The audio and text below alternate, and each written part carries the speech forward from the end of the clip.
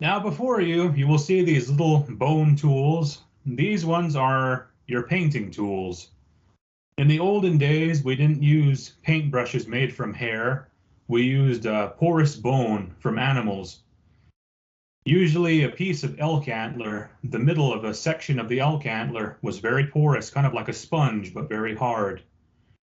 Or, like you have before you, the ribs of a buffalo.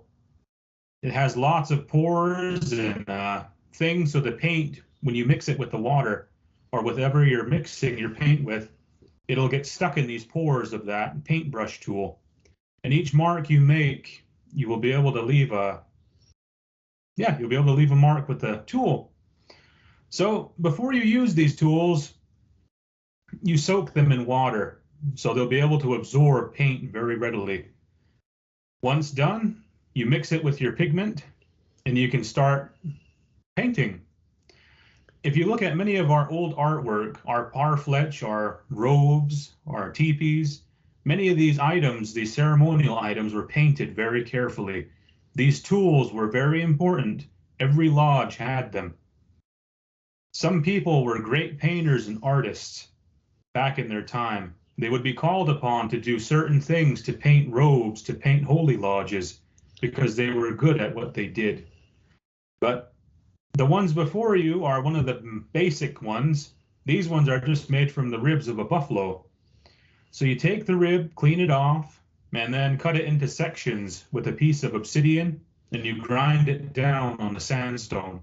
Once you've exposed that marrow in the middle, then you're ready to paint. Would you like to say anything about it? What might have been painted? A lot of the paintings that were done, the they used them to paint all of the battles that they fought on their buffalo robes. They used to say, I painted my robe 4 times.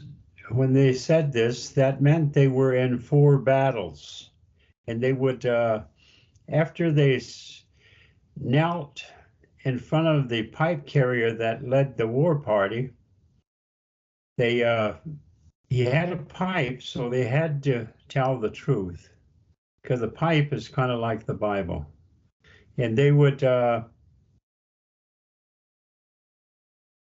all stand around him and listen, and he would say, "I touched the enemy first," and if they all agreed, they would approve of it. And another one would say, "I touched him second." And they say, "No, so and so touched him second. You touched him the third time." See, to get credit for counting coup on an enemy, they could only be struck 3 times. So it was once they got their story straight, it was time that they killed a buffalo,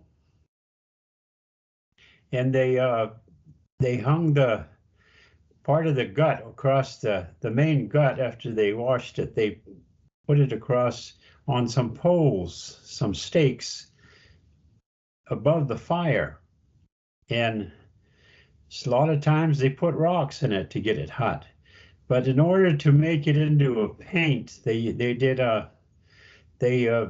used the ashes from grass that they would burn, and as the ashes fell, they mixed it with the blood.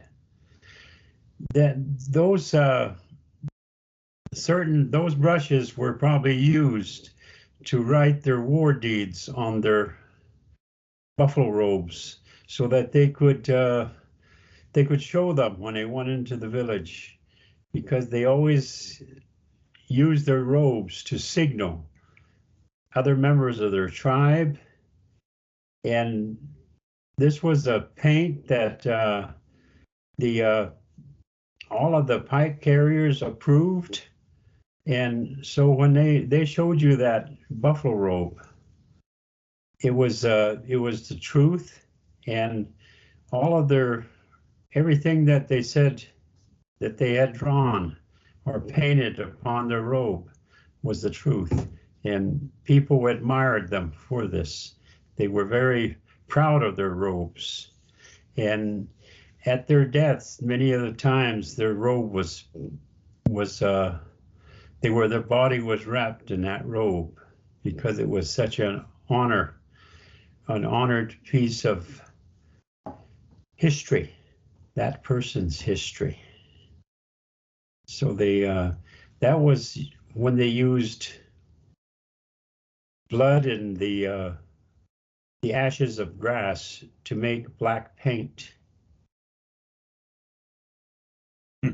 Also, we use different pigments made of earth pigment, different types of things that come from the earth, natural pigments.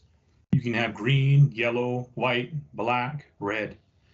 These earth pigments were mixed with water, or sometimes, as my father said, the blood of a buffalo, to adhere it to the surface what you're working on.